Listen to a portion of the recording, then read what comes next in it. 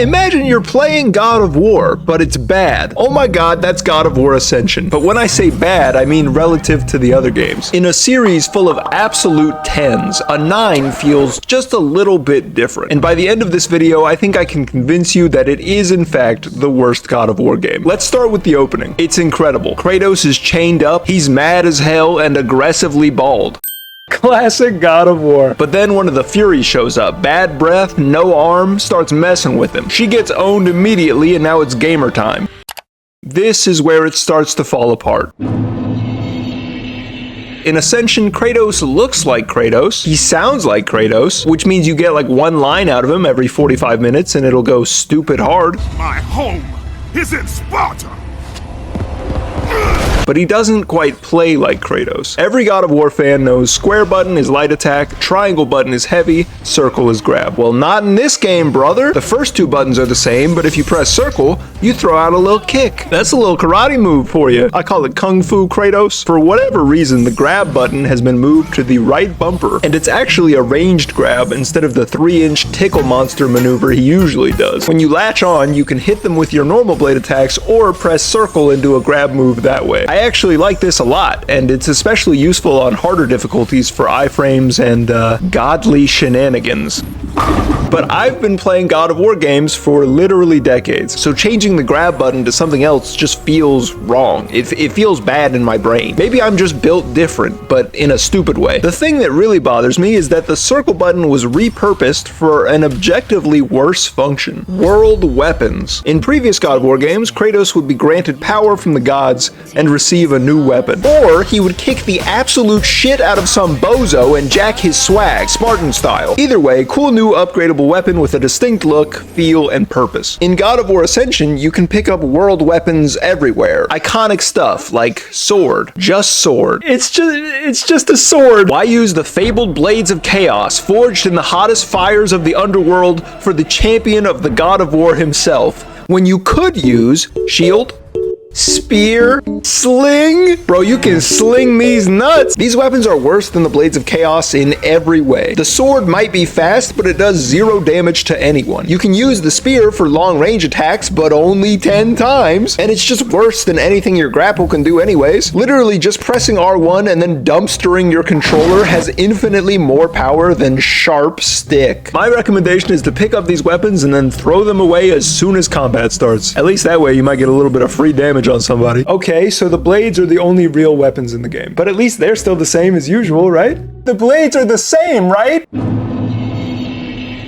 I'd like to introduce you to a friend of mine. I call him the Rage Meter. You like him? Anyways, the Rage Meter is arguably the worst mechanic I've ever seen in a video game. And I mean that, sincerely. Holy shit, what the fuck were they thinking? This little guy powers up with every hit Kratos deals to an enemy, and loses power whenever Kratos takes damage or stops attacking. When it gets fully powered, looking all angry and glowy and shit, you get access to new moves. Neat! Oh, you can also expend your rage with a special attack, but it's probably the worst trade-off of all time. Seriously, never press this button. If you do, I'll find you. The way God of War normally works is that Kratos uses the blades to siphon red orbs from his enemies. The orbs are poured into the blades get stronger and unlock either combos or special moves. Well, that all sounds swell to me, so what's the problem? Well, I'll tell you, brother, damn, give me a second. Ascension's system is similar, except it's like the dude who was supposed to implement it went into a coma on day 1, and they forgot to put someone else in charge of that section until 3 days before release, so they just used what the coma guy made on the first day, which was nothing. When you pour the red orbs into the blades, they unlock new combos. Wow, very cool, thank you, orbs. Except the combos can only be used while the rage meter is active. For the entire game, if your rage meter is not full, your triangle button effectively has 1 move.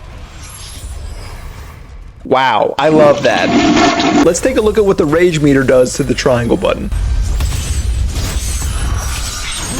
Oh my god, that was the spirit of Hercules, wasn't it? That's a strong move. And rightly so. We spent all that effort maintaining the rage meter, making sure to block and evade at all times, or else we'd lose access to that rare and powerful move. But it's weird, you know? Like, I feel like I've seen it before. Oh, sick. It's God of War 2. I love that game.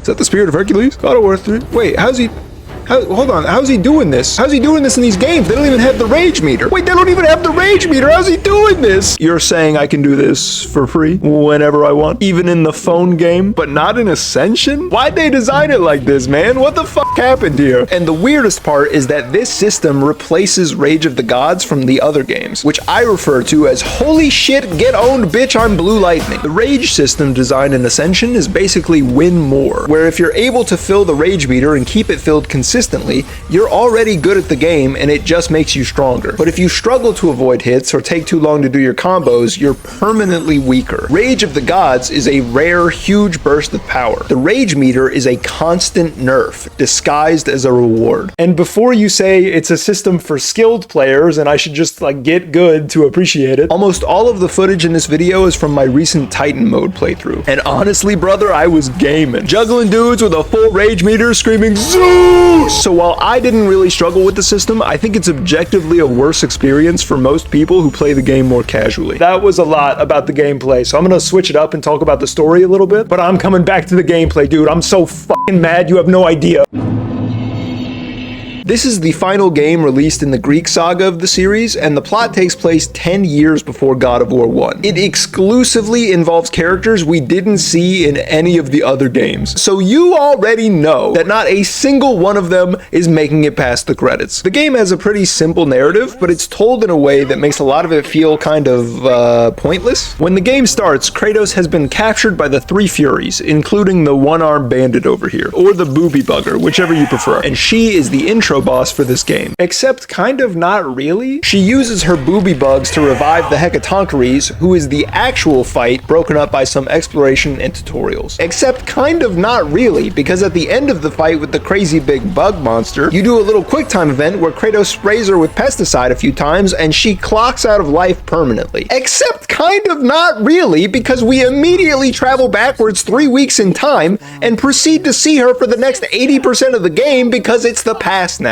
Why am I fighting this lady I already smoked earlier? Why is the fight harder now? Why is the rage meter such a piece of shit? Sorry, getting back on track here. The plot is very simple. Go to the Temple of the Oracle of Delphi, then go to the Lantern of Delos. Time travel forward 3 weeks, smoke all of these ladies in like 20 minutes. Return to Sparta and be crowned the baldest man of all time. Also, this guy's gotta go.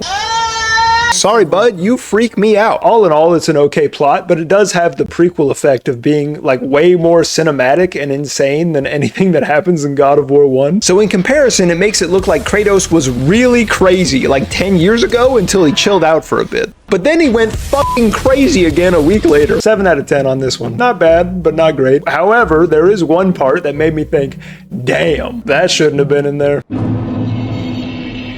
It's time to talk about the weirdest inclusion in Ascension. There's a scene in the first 20 minutes of the game where Kratos comes across a man who is chained to a wall. After Kratos breaks into his cell, the man goes, Yahoo! Thank the gods I am free! Which, like, first of all, you're literally not. And second, there's an enormous Hecatoncheirino about to blast your whole shit. He reaches up to the sky and asks the gods for help, which actually works, and he teleports away. If you're a normal individual, you're probably thinking, wow, direct intervention by the gods? That guy's probably...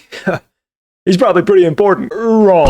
Absolutely 100% incorrect. Kratos never sees this bald bastard again. That guy is actually part of the multiplayer mode included in God of War Ascension. Now, I never actually played the multiplayer when the game came out in 2013 because honestly, it sounded fucking stupid to me. All these years later, and it turns out I was right, and this shit is goofy. In the multiplayer, you play as the bald man from earlier, who I'm told is different from this bald man. This guy pledges allegiance to one of the gods in return for pathetic power. And then they throw you into the menus. The multiplayer has all the stuff gamers love. Buying XP boosts for money, buying outfits for money, getting your balls out. There's a bunch of different game modes for 1v1s against other players, a kind of horde mode type beat, some other stuff, I guess. Hey man, can I keep it real with you for a second? I don't want to be here, man. I don't want to play an online match and then get XP to make my sword of stabbery get +2 Hades resistance, and then buy a blue plume for 30 smackaroos USD. What were they cooking with this, brother? There has not been a single time in my hundreds of hours of God of War where I even came close to thinking, you know what would make this crazy power fantasy cooler?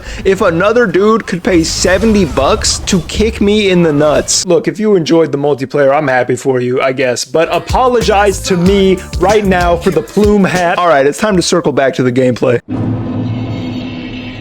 The only permanent weapon in this game are the Blades of Chaos. Unlike other games where Kratos receives magical abilities, this time he gets different flavors of god power sprinkled all over his blades. These powers are fire, ice, lightning, and purple. It might sound like those are different and interesting, but that's your own fault for believing that there's justice in this world. The first one you receive is the Fire of Ares, which comes with a magical ability, the Rage Meter, fuck you dude, and a rage attack.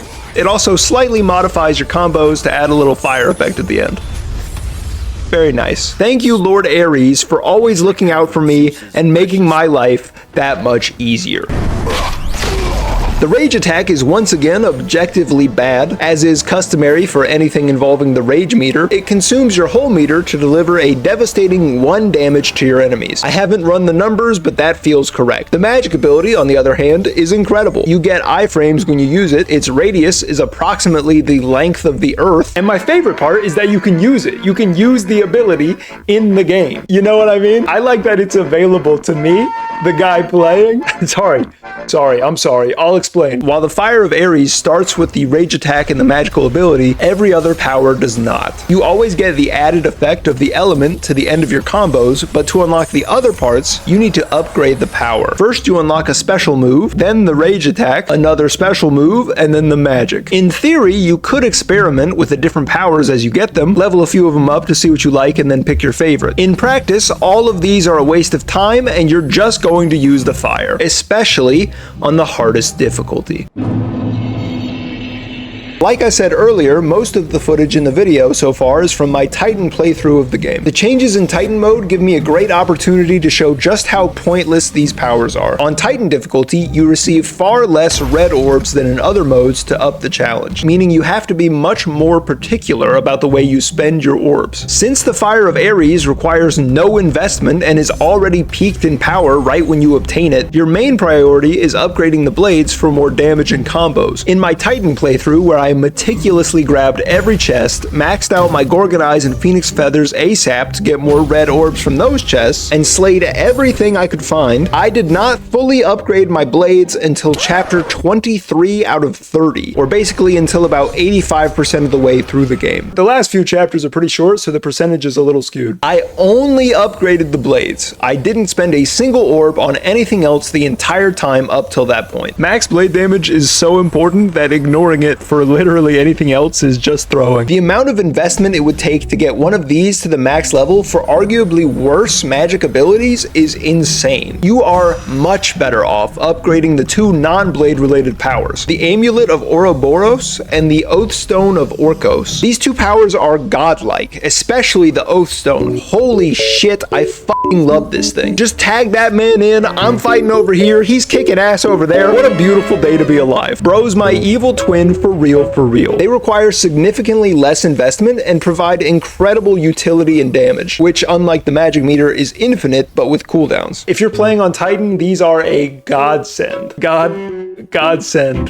God of War. It's a pun. I guess it just feels bad to me knowing that even if I do want to use Zeus's lightning or Hades' purple goo, I'm gonna have to spend a majority of my playtime without them, and also sacrifice the most important damage upgrades in the game to make them function in the same way that the first thing they gave me already does. Look, I love the combat in this game. It's fast, it's intense, and when played well, very satisfying. But there are so many strange decisions in the design philosophy that I can't help but think, man, it could have been better. All right, now I want to move on to like random stuff that didn't really impact my view of the game, but kind of makes my brain feel itchy when I play it. The Amulet of Ouroboros is great in combat, but it's one of the weirdest exploration items Kratos has ever had. If you come across something broken, Kratos can use the amulet to fix it, or if it's already fixed, he will fuck it up.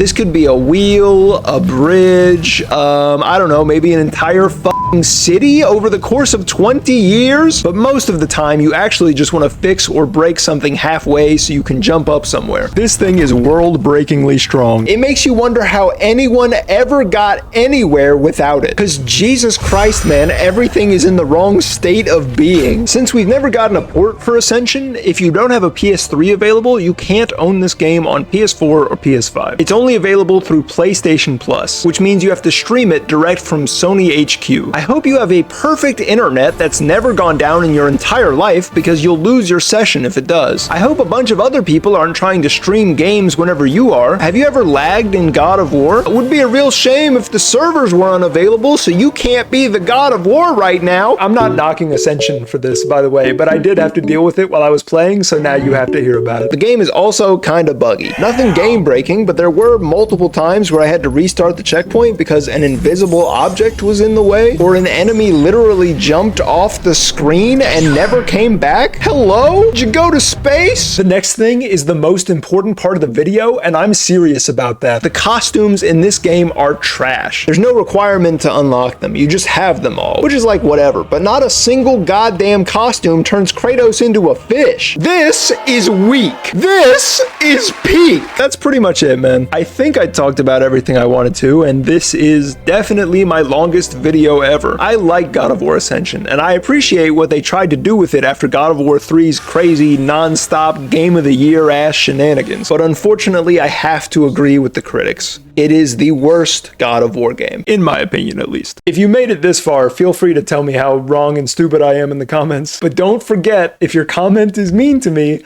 I will cry, and it will be funny.